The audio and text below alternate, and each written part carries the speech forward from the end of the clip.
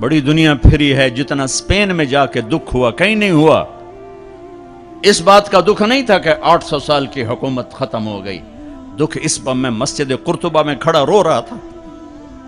میں اس بات پہ نہیں رویا کہ مسجد گرجا بن گئی، گرجا بن چکی ہے، تھوڑی سی جگہ کور کی ہوئی ہے مسجد کی، لیکن وہاں نماز پڑھنے کی اجازت نہیں، باقی ساری مسجد گرجا بن چکی ہے، بڑے بڑے بت ہیں، بڑی بڑی تصویریں ہیں، بالکل سینٹر میں گرجا ہے۔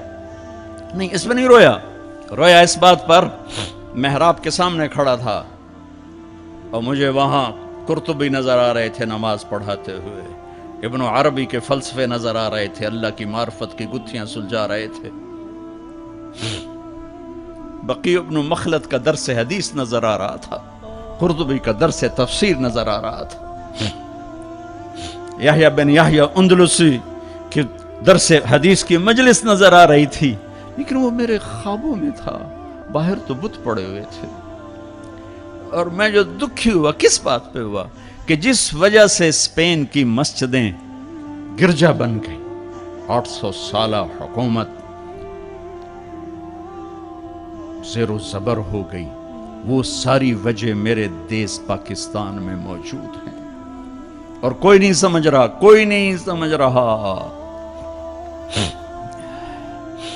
اس لیے میں نے کہا تھا مردہ یزید پہ لعنت بھیجتے ہو اور زندہ یزید کے سامنے دست بستہ ہو کے کھڑے ہو۔ اس ایک حدیث کو سینے سے لگا لو، دل کھلے کر دو سب کے لیے۔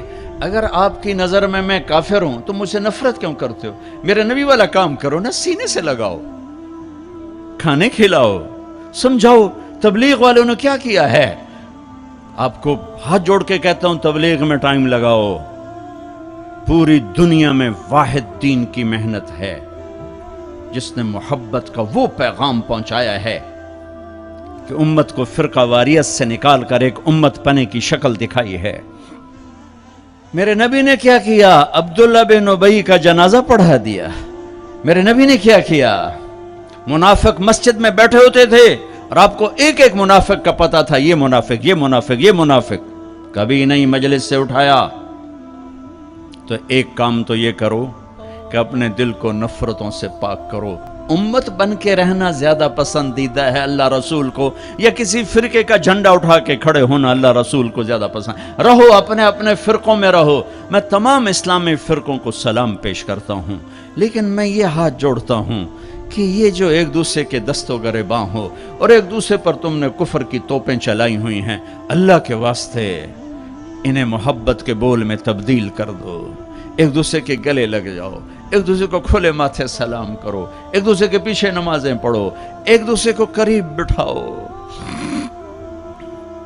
اپنے نبی کی تم چھوڑو مولوی کی بات، میری تھوڑا قرآن اٹھا کے پڑھ لو، قرآن اٹھا کے پڑھ لو، خود پڑھو، سارے تم پڑھے ہوئے بچے بیٹھے ہوئے ہو، اپنے نبی کی سیرت پڑھو، میری گل کتے مار چھڑو، مینوں دفع کرو میں کون ہاں، میں مشتخاک، اپنے رب دا قرآن پڑھو، اپنے نبی دی حدیث پڑھو، اپنے نبی دی زندگی پڑھو تو انہوں پتہ لگ جاوے۔